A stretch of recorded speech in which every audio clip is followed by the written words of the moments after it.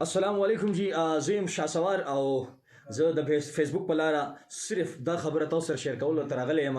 چې لرو بر چې څومره زما فینز دي په دوبۍ کې دي مسافرونه دي چې په کوم ملکی کنټری کې دي د ټولو چې کوم دی یو افوا یو پروپاګاندا په دی سوشل میډیا باندې ډیر زیات نن سبا وایرل ده چې شاسوار بیا دی فیلډ ته بیک کوي نو او دا حقیقت ته زه بیا راځم دی فیلډ ته او په څه وجه راځم هغه خبره دا ده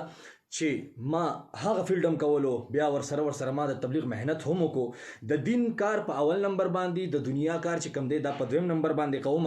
خو دی فیلډ ته بیک زکه کوم زکه بیا راغم چې ما دا 2 کاله د دین مهنت وکړو